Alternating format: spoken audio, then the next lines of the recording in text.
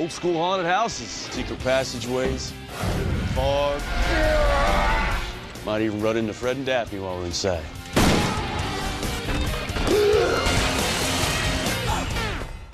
Daphne.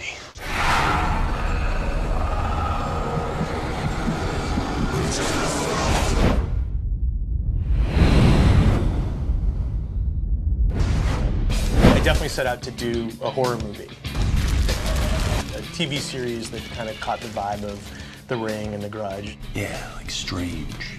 You know, one of the rules of the show is that we don't invent anything. Every story we tell in every episode is based on like a real piece of folklore. There's 100 different legends on The Walking Dead, but they all have different methods for killing them. Some say setting them on fire, feeding their hearts to wild dogs. That's my personal favorite. Action!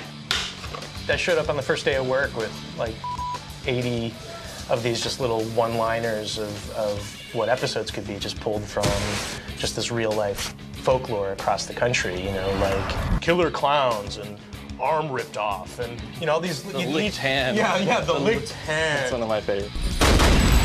That's a fun show to work on because you don't sit around like banging your head against a wall. You just start doing research, and the homework is cool. I mean, all the ghost stories and stuff. It's an invisible killer.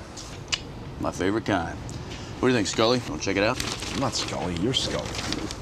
No, I'm Mulder. You're a redheaded woman. We'll pull from old and new horror movies that we love and scenes that we knew, and that'll be a seed for an episode, and then we'll start kicking it around and what the Winchester version of it is. We can't stay here. We gotta get out of here somewhere. Let people know what's coming. Yeah, that's a good point. Night of the Living Dead didn't exactly end pretty. We're going to take vampires and do what other movies and shows have done with vampires. We were working on a werewolf idea, and it's how is it ours? What's different about it? What makes it a supernatural monster, not one you would see on something else? So they all have their origins in real lore, but then we run with it.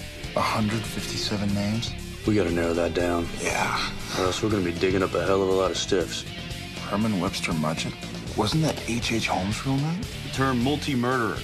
They coined it to describe Holmes. He was America's first serial killer. Okay. What's great about these urban legends is they're all designed to have like these shocking twists at the end. The escape psychotic with the hook for a hand. I just love that. You know, where the boyfriend disappears and the girl's in the car, and she hears the scratching on the roof of the car, and she's all freaked out, and then she finally escapes the car and turns around, and the boyfriend's hanging upside down dead, scratching against the car. And we actually turned that into an episode, which I was really happy about. That's a classic. Bloody Mary, for me, like, always scared the crap out of me. You'd go in the bathroom and turn out the lights, say Bloody Mary in the mirror, and she'd claws your eyes out. For my money, that episode was really scary. It's like a gross joke, basically. It's the same pattern. It's set up and then punchline. And that really lends itself dramatically, you know, to a really satisfying show because you get to have these fun little twists that are like gross or shocking or scary or disturbing, and it really works out well. I'd say we've officially crossed over into weird. It's a hard show to crack because not only does it have to be scary, it can be very complicated. For more Supernatural, check out Season 1 and Season 2 DVDs in stores now.